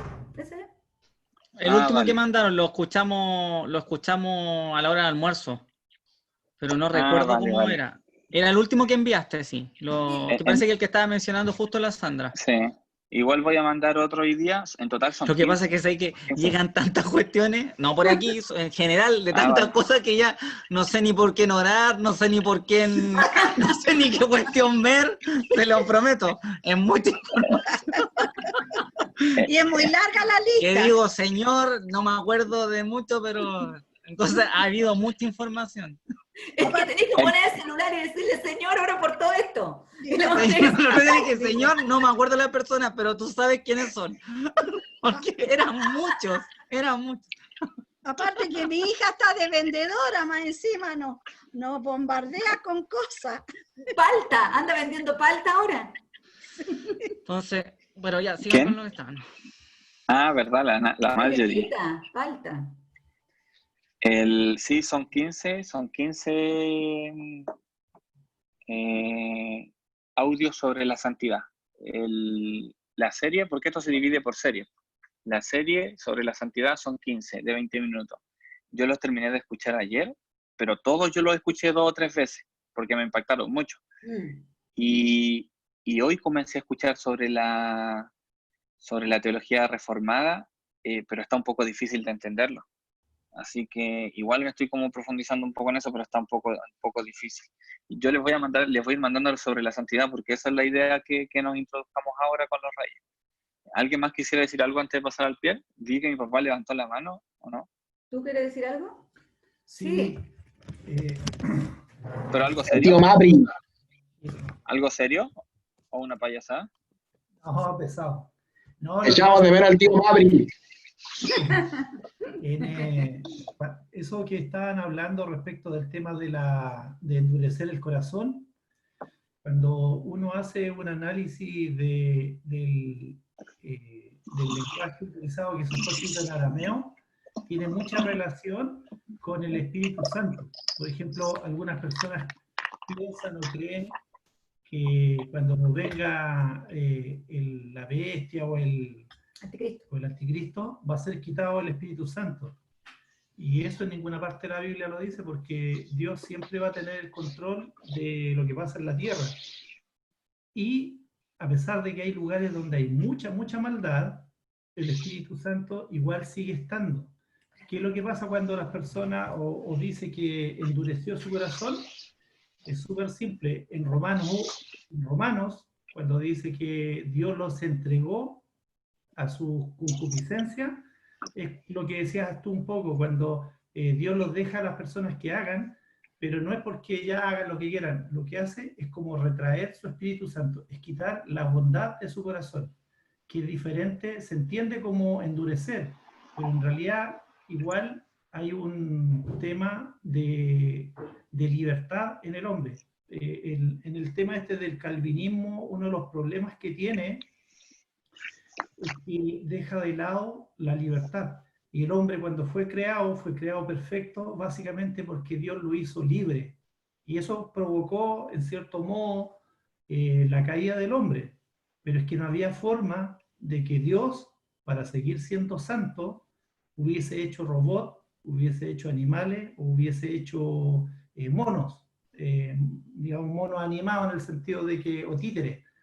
La única forma de hacer una creación perfecta era que fueran libres y por la libertad escogieran amarlo. Y como Dios tiene el control de todas las cosas, cuando habla del endurecimiento del corazón y uno analiza el texto arameo, tiene una relación con que Dios retira la presencia de esa persona. Pero en el fondo es la persona la que decide. Hay varios lugares en la Biblia, en el Antiguo Testamento, que habla de que la persona decidió en su corazón o propuso en su corazón. Es cuando hay un deseo íntimo en la persona, que a veces puede ser expresado o no, de hacer lo bueno o lo malo. Por ejemplo, ayer estábamos en una reunión de varones y un pastor que estaba ahí decía que el papá era bien borracho, entonces dice que el papá una vez le dijo: ¿qué me criticáis tanto? Dijo: te apuesto que en unos años más vais a estar tomando conmigo. Él dice que tenía como 12 años, era chiquitito. Y dice que en ese momento él se hizo un juramento a sí mismo, no le dijo a nadie. Y él dijo: yo nunca voy a ser como mi papá. Él no lo expresó, y esa es una decisión del corazón. Él decidió en lo íntimo, no le llamó la atención lo que el papá hacía, lo malo. Él decidió en su corazón no hacer lo malo. Y ese mismo, las personas a veces puede que lo expresen o no lo expresen, y eso tiene relación con el arrepentimiento. Por ejemplo, el ladrón que estaba al lado de Jesús no le dijo: Señor, yo me arrepiento, y solamente le dijo: acuérdate de mí. Y ese acuérdate de mí, Dios vio en su corazón y era arrepentimiento. Entonces, el endurecimiento del corazón es básicamente retirar el Espíritu de Dios de una persona. Si uno lo analiza en todos los escritos, tiene mucha relación con eso, y eso va en relación también con la intención del corazón de las personas. En definitiva, las personas deciden, pero llega un momento en que son tan contumaces, como dice la palabra, que Dios sencillamente, en respeto a la persona, por decirlo de alguna forma, se retira. O sea, ya Romanos lo expresa súper bien. Si uno lee bien Romanos, en Romanos dice claramente que Dios, cuando los hombres deshonraron sus cuerpos, es bien densa esa parte, pero ahí deja claramente establecido de que llega un momento en que Dios sencillamente deja a las personas, y es como retirar su bondad, su Espíritu Santo, y cuando Dios hace eso, afloran. ¿No será todo eso un ejemplo también cuando dice, por eso los entregó a pasiones desordenadas? Es lo mismo. Sí, eso es lo que dice Romano. Pero es un tema de la... Era eso más que quería acotar. ¿El Eduardo levanta la mano? Sí, cortito para después pasar el pie. Lo que pasa es que cuando estaba hablando tu papi, me acordé mucho de que igual yo también lo había escuchado, que muchas veces, claro, de cuando se iba a levantar el hombre de iniquidad, lo dice la palabra, más que el anticristo, como textualmente, habla Pablo en Tesalonicenses, les dice a ellos que como que no teman, pero él les expresa, no lo expresa textualmente, pero él les dice: pero yo ya les he dicho que lo detiene, pero no dice después qué realmente es lo que lo detiene. Y basado en lo que decía tu papi, con respecto a, claro, que muchas veces dice que el Espíritu Santo no va a estar cuando se levante, me acuerdo mucho de lo que dice Jesús antes de irse, que Él iba a estar con nosotros hasta el fin del mundo. Claro. Entonces, esa es una promesa también es una promesa de Jesucristo cuando Él habla de las tribulaciones o de los tiempos difíciles que iban a vivir en ese momento, pero también es profético a los tiempos de hoy día. A lo mejor hoy en día nosotros, tú, yo o la gente, no estamos siendo perseguidos a lo mejor como en otros lugares, pero sí estamos teniendo una guerra espiritual fuerte, con lo que estábamos recién hablando, con lo que hoy día la sociedad se ha transformado, o cómo se ha ido transformando en la estrategia o en esa semilla que plantó el diablo. Si al final esto partió desde un momento. Antiguamente, no sé, te estoy hablando en la época de mi papá o en la época de mi abuelo, lo que ahí se veía que era bueno o malo, hoy día está como más, está todo como más libertinaje. No quiero decir que, no sé si será como más, como sin respeto, ¿cachai? Por ejemplo, antes era como más oculto. Pero respondiendo a lo que decía tu papi, me acordé mucho de lo que dice Jesús, que Él va a estar con nosotros hasta el fin del mundo, y esa es una promesa que no se nos tiene que olvidar, que hasta el fin del mundo, realmente hasta el fin del mundo, hasta cuando venga el día del Señor, Jesús va a estar con nosotros. Eso quiere decir que el Espíritu Santo va a estar hasta el fin de los tiempos. Claro. Eso. Claro. Mm. Bueno, bueno, yo no estoy de acuerdo, la verdad. Yo no estoy de acuerdo con... pero hay ciertas cosas que nunca nos podemos poner de acuerdo, porque de hecho se interpreta de distintas formas el libro de las revelaciones. Así que yo eso el pasaje que dices tú, yo lo veo como para los cristianos. Pero bueno, no vamos a entrar en debate ahora, porque si ni siquiera los grandes teólogos se ponen de acuerdo. Vamos a pasar a Pierito. ¿Y puedes tú más orar por la palabra que va a decir Pierito? ¿A ti te dijo paz? No, a ti, madre. A ti. Ah, perdón. Oh, bendito Dios, maravilloso. Primeramente te doy muchas gracias por este tiempo, por poder reunirnos, por poder compartir, por, Señor, poder conocer, Señor, lo que cada uno opina y también enriquecernos, Señor, los unos con los otros. Padre Santo, en esta hora sabemos que tu Espíritu Santo está en medio de nosotros, que tu presencia, Señor, nos acompaña también en nuestro ser. Es por esto que te pido humildemente que tomes, Señor, a Pierito y tomes control de su vida y de cada detalle. Todo lo que salga por tu boca, Señor, sea dirigido por tu Espíritu Santo. Gracias, Padre, porque sin ti nada seríamos. En el poderoso nombre de Jesús, amén y amén. Amén. Nos vamos a silenciar. No hay pago que no se cumpla, no, deuda que no se pague, ni plazo que no se cumpla. Ahí sí. Ya. En cuanto a Joás, en cuanto a esta... No sé si la llamaría una reflexión, porque pienso que quizá es una reflexión, pero tengo varios pasajes bíblicos agregados, entonces como una reflexión con un poco también de lo que uno está más acostumbrado a agregar pasajes bíblicos, seguramente por un tema también de crianza y de trabajo, así que como una mezcla. En cuanto a Joás, yo rescaté, podríamos decir, ciertos hitos importantes en la vida de Joás, que están en 2 de Crónicas 24 y en 2 de Reyes, capítulo 12. Dentro de los puntos que a mí me llamaron la atención, y que usted igual Eleazar lo mencionó en el gráfico, y también otros también lo han dicho ya, el primer punto importante, que está en 2 de Crónicas 24, en el versículo 2, que dice: hizo Joás lo recto ante los ojos de Jehová todos los días de Joiada el sacerdote. Abran nomás los micrófonos, me siento un poco como incómodo cuando están con los micrófonos apagados, porque si quieren decir algo, es entretenido escuchar el ambiente, aunque no lo crean. Es más, no tiene que ser tan así como...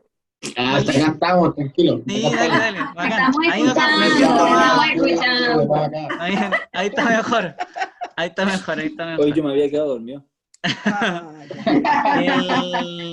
Dentro del primer punto o hito importante de Joás está 2 de Reyes 12, del 2 al 3, que si bien hace mención a la situación que mencioné anteriormente, agrega algo importante que también lo habíamos dicho.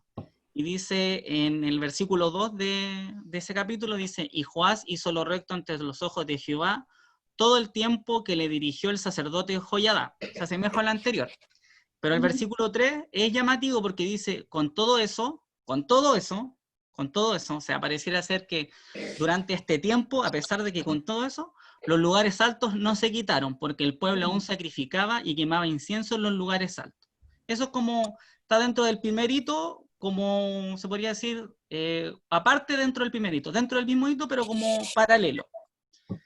El otro hito importante dentro de la vida de Joás que se puede rescatar está también en Crónicas, y es el versículo 15, el cual dice que más Joiada envejeció y murió lleno de días, de 130 años era cuando murió.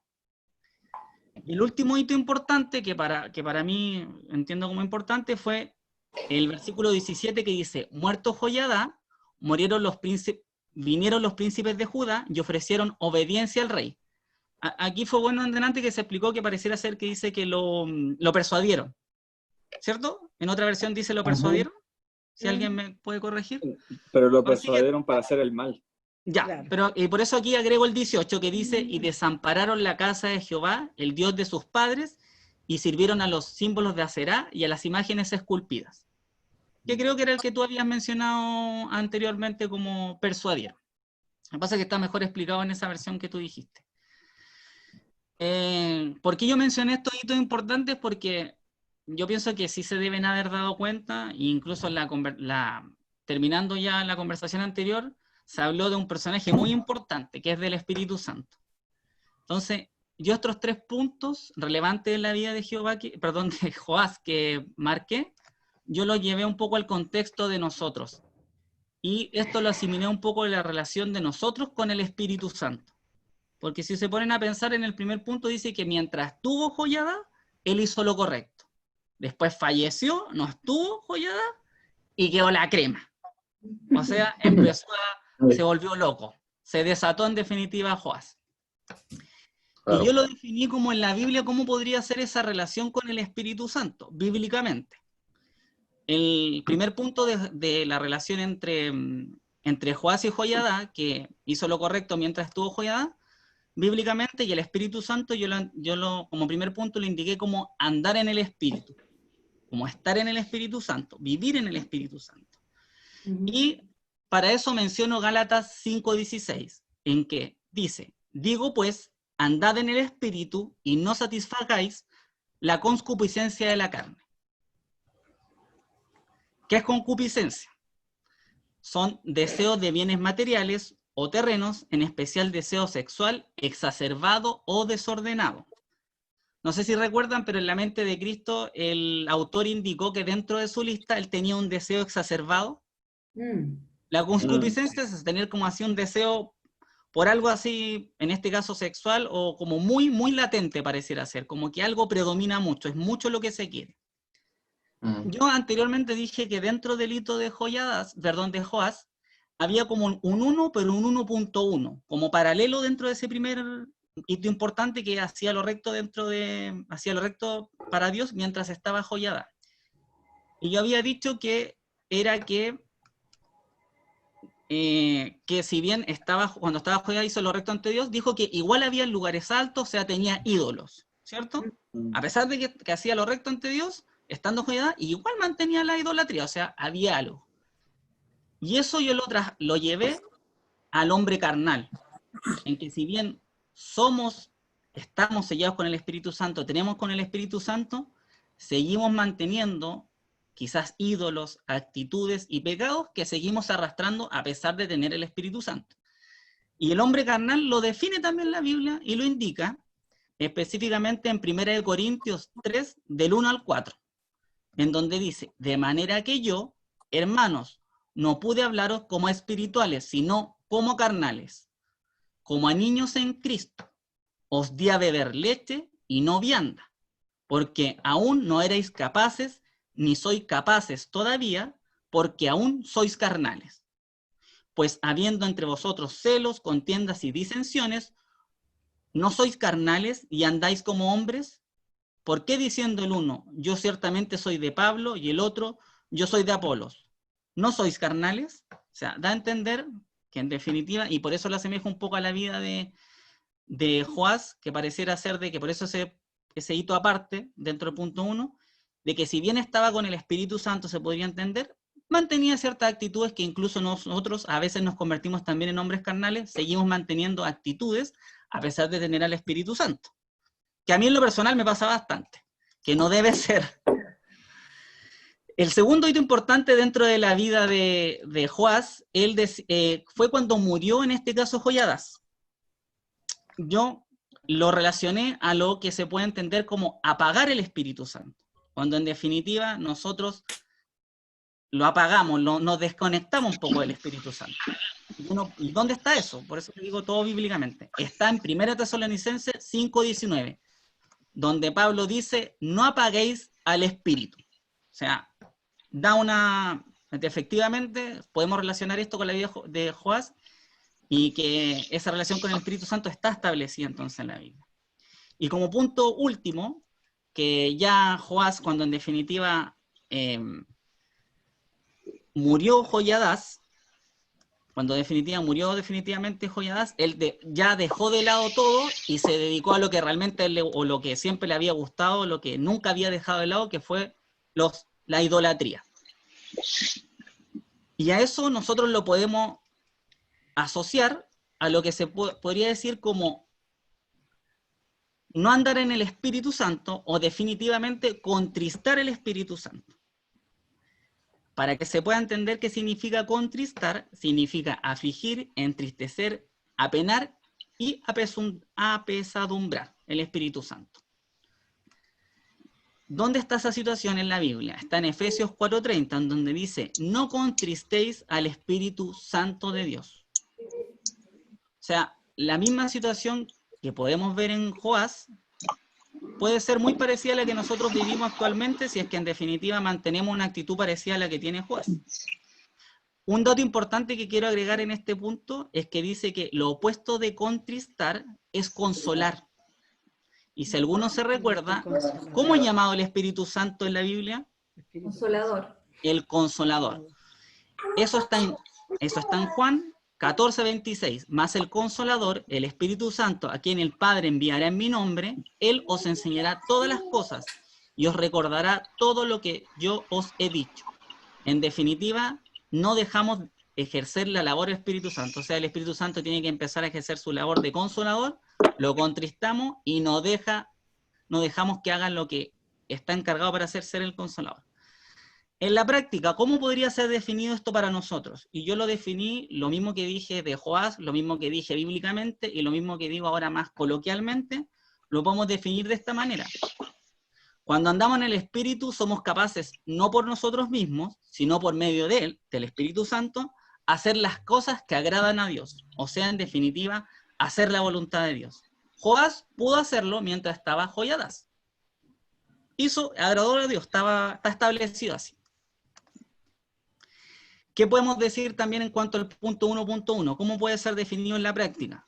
Significa haber recibido el Espíritu Santo, pero seguir con las viejas costumbres. O sea, seguramente seguir con, no sé, idolatría, mantener ciertos gustos, seguir con, no sé, todos nos conocemos y todos sabemos dónde nos aprieta el zapato, así que, pero sería quizás mantener ciertas actitudes que con el sacrificio de Cristo ya deberían haber sido dejadas atrás. El segundo punto, que es en definitiva cuando muere Joiadas, y en cuanto bíblicamente podría ser, en este caso, apagar el Espíritu Santo, es cuando dejamos de tener comunión e intimidad con Él. Y ya no es Cristo lo primero, y no buscamos el reino de Dios y su justicia. Mateo 6:33. Y finalmente, el tercer punto, que es cuando ya nos dejamos, que el que vivió Joiadas, el tercer punto de Joiadas, cuando ya en definitiva se rindió como la idolatría, y que nosotros lo podríamos definir, que en el tercer punto lo definíamos como que contristamos al Espíritu Santo, coloquialmente puede ser empezar a tener miedo, nos preocupamos por las cosas de este mundo, y lo más gráfico, caemos en diversos y distintos pecados.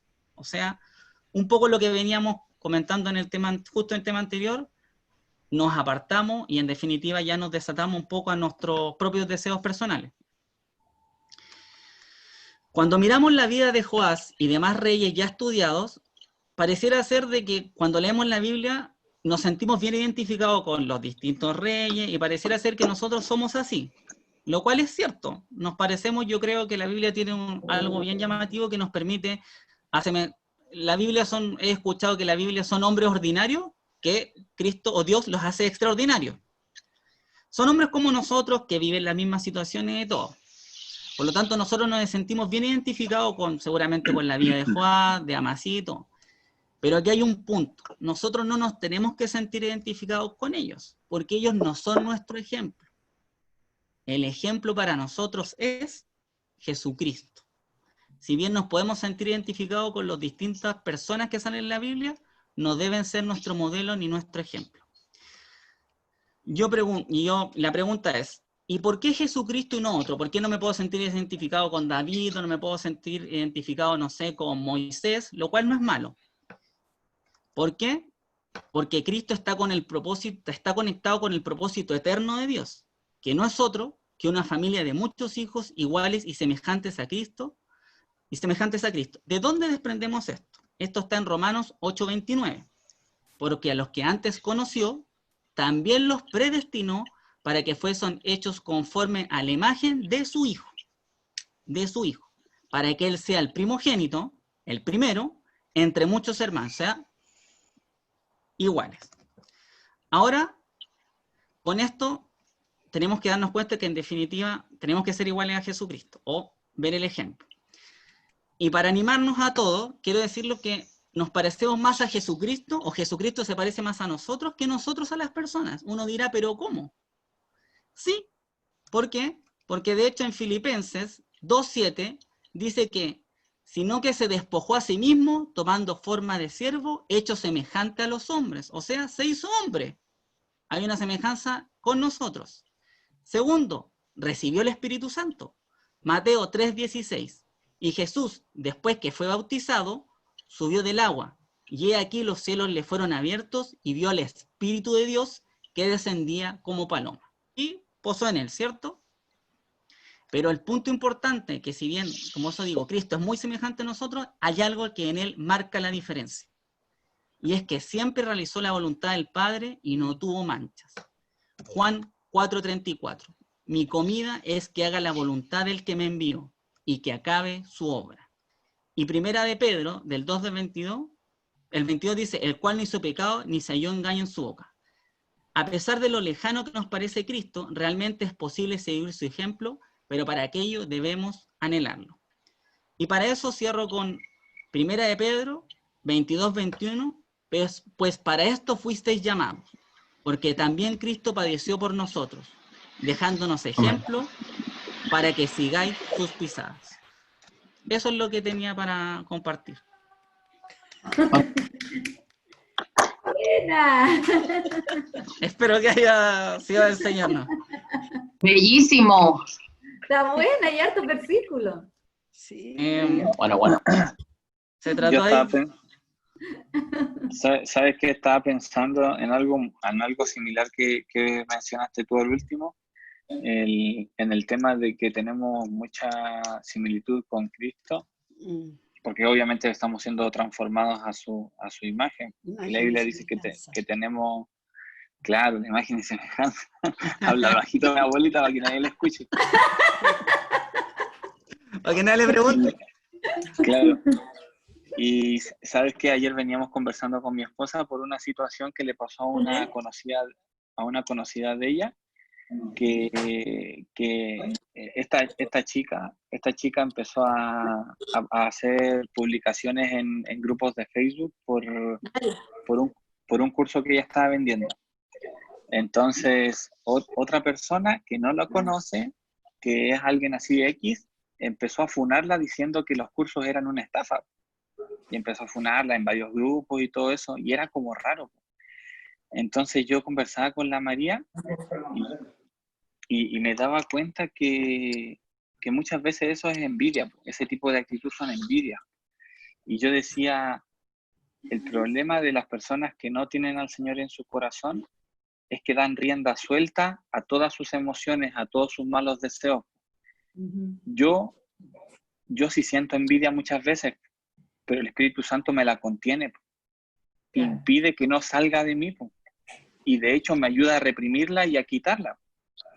Entonces, cuando pienso en eso, agradezco de verdad a Cristo que me ayuda a ser como Él y ya no tanto como antes era, que cuando sentía ese tipo de envidia, desparramaba mi envidia por toda la red, que escribía cosas, que injuriaba, que que criticaba a las personas. Y me gustó eso que dijiste porque yo creo que nos tenemos que sentir agradecidos de que Cristo transforme nuestra mente y nos ayude a contener y a eliminar aquellos deseos que están en contra de Él. Porque a todos nos pasa, que pasa la envidia, que Él hizo esto, o que tal cosa, o que a lo mejor no me saludó, o tal. El Espíritu Santo nos ayuda a contenerlo y al final pulverizarlo por la sangre de Cristo, por su justicia. Amén. Todo bonito, Pierre, me gustó. Sí, muy lindo. Gracias. A mí también si me quieres lo gustó. mando, si quieres lo mando. Hay más que nada porque hay como varios versículos. Mucho. Hay varios. A mí me faltaron algunos versículos, así que quiero que puro mandar. Sí, lo puedo mandar más que nada por el tema de que hay muchos versículos que ha sido como, bueno, la tecnología en ese aspecto ayuda a una montonera. Sí. Y Claro. igual cuando lo estaba haciendo, hubo varias cosas que sacar, siempre uno quiere irse un poco por la tangente. Y lo último con lo que tú decías, que también me pasó un poco cuando pensaba en el ejemplo. Bueno, yo siempre decimos que es tan difícil llegar a Cristo, es tan difícil ser ejemplo de Él, o sea, hacer su ejemplo. Y por eso quizás yo mencionaba a la inversa, de que Jesucristo se hizo como nosotros. Po. ¿Cómo no vamos a poder? Pues si Él se hizo hombre, se recibió el Espíritu Santo, y nosotros somos hombres, recibimos el Espíritu Santo, y aún así no hacemos lo correcto. En cambio, Cristo te dice, no, pues yo me hice hombre, recibí el Espíritu Santo porque hizo todo en orden, y hago lo correcto. Entonces, quizás a no pensar que es imposible, y como una vez también lo comentó tu papá, es completamente factible. Si lo dice, Yanni, sácala para afuera. porque se puede. Y lo que me acordaba un poco cuando iba terminando lo que decías tú, que yo decía, churra, Señor, a veces decía, bueno, porque Cristo dice, pues que el que ya codició a la mujer en su corazón ya adulteró. Claro. Y a veces nosotros pensamos que, no sé, pues no podemos mirar a una mujer, o no podemos desear cosas y todo. Y esto también lo tocamos en la mente de Cristo. Y no se trata de eso, sino que cuando esos pensamientos en el corazón quedan, imagínense la persona que pasó con el chica de ámbar. Él, a diferencia de nosotros, y por eso tú decías del Espíritu Santo, él se quedó con eso en su corazón. Pues. Yo quiero, mi deseo es, no sé, asesinar, mi deseo es Poder matar. experimentarlo. Yo tengo eso en mi corazón, y yo creo que lo que te pasa a ti, nos pasa a todos. Yo a veces siento muchos celos, mucha envidia, mucha codicia, a veces también deseos negativos sexuales contra mujeres, puede ser, pero lo que a mí me frena es que sí, pues, pero a mí lo que a mí me frena es que Puede ser. el Espíritu Santo está ahí para uno decirle, a recordarle que eso no está bien, para que eso no quede arraigado en el corazón y sea sacado. Por eso después también Jesús les dice que lo que envenena el corazón no es lo que entra, pues, sino lo que sale, porque de ahí nacen los homicidios, las violaciones. Bueno, homicidio lo único que me acuerdo, pero dice varios más. Entonces... Pero eso es lo hermoso de Romanos 12:2, y transformando la mente. Y eso es lo hermoso, es lo que necesitamos el día a día. No conforméis a este ciclo. Claro. Amén. Chicos, les voy a... La semana pasada creo que no les mandé el PDF, acabo de darme cuenta. Si que ustedes quieren el PDF, igual a lo mejor en algún momento quieran compartir el estudio a otra persona, o quieran estudiarlo y modificarlo, porque obviamente que siempre se pueden agregar más detalles.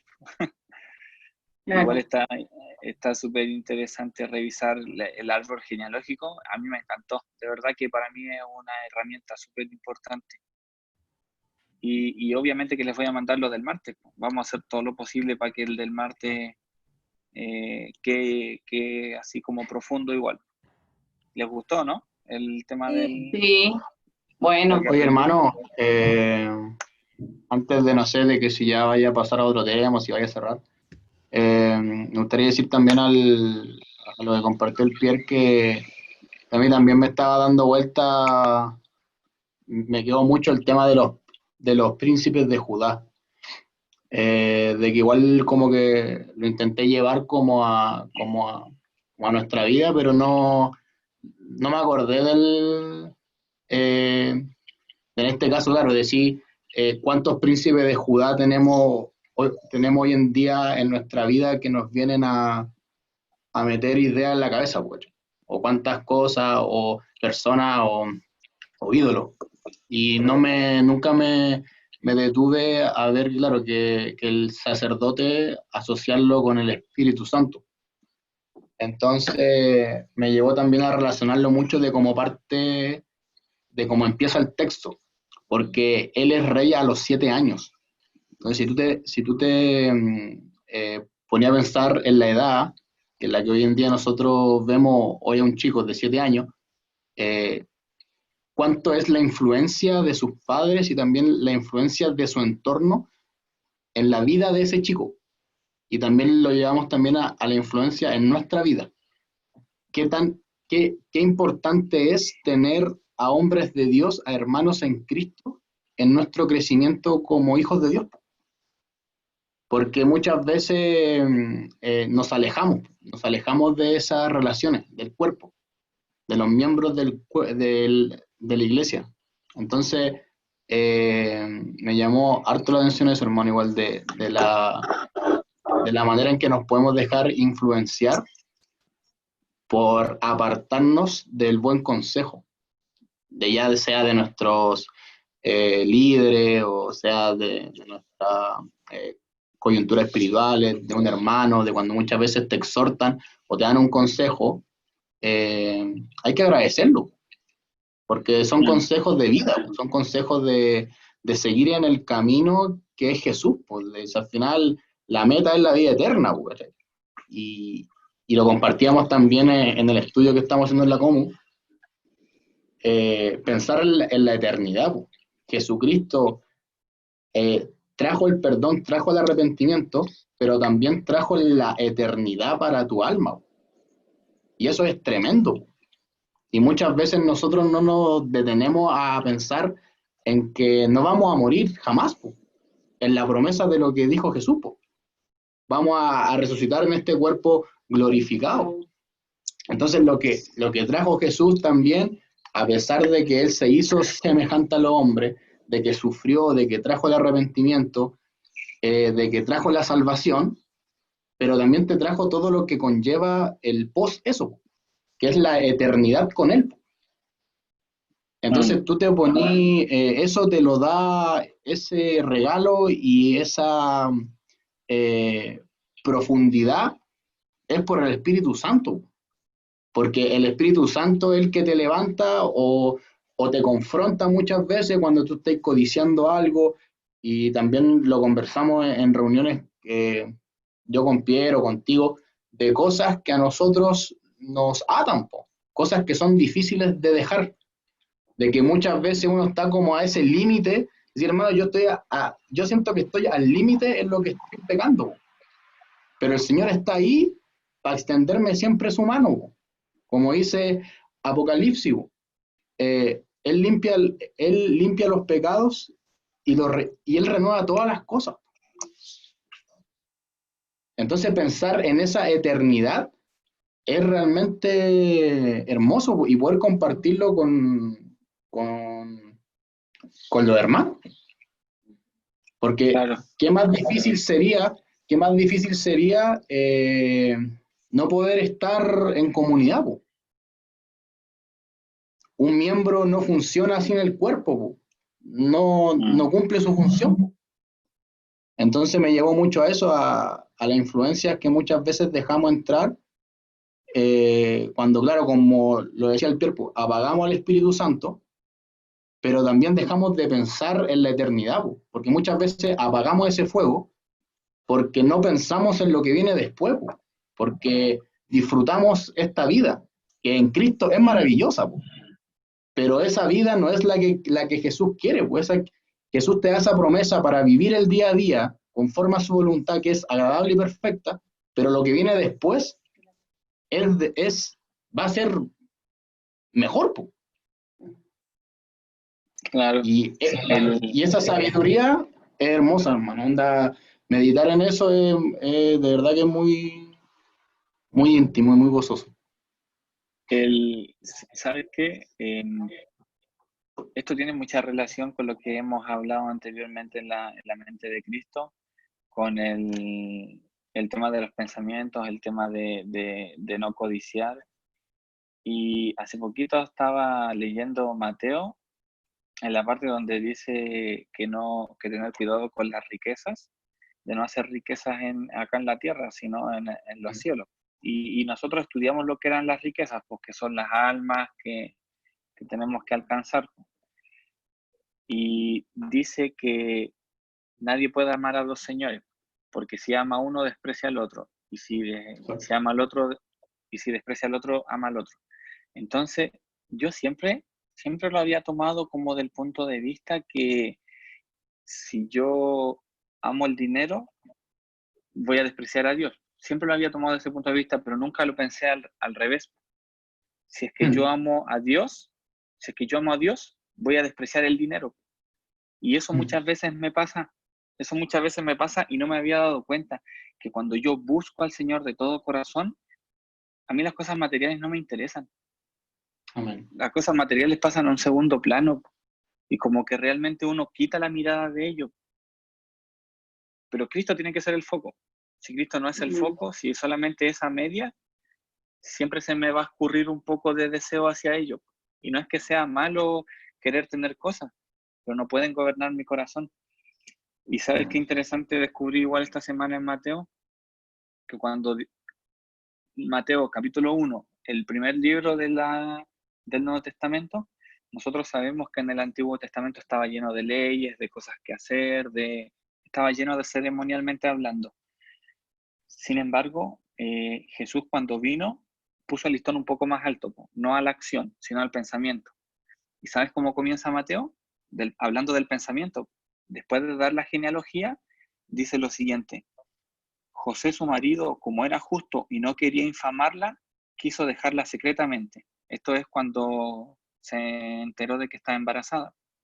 Y dice, y pensando él en esto, he aquí un ángel del Señor se le apareció.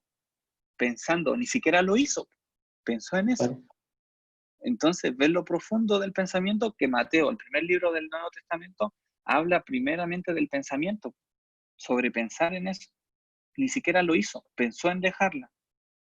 Y el Señor se le apareció, o un ángel del Señor se le apareció para persuadirlo.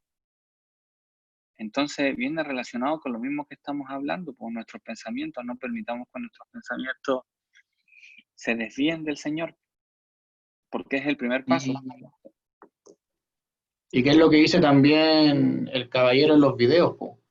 De que por qué Dios lo vemos como un Dios más severo en el Antiguo Testamento y en el Nuevo Testamento lo vemos como un Dios más tierno o más amoroso, pero hacia el final yo creo que es un poquito el mismo Dios, pero si lo ponís como en lo que tú decís con el listón, en el Nuevo Testamento el Señor te vino a juzgar el corazón, ¿cachai?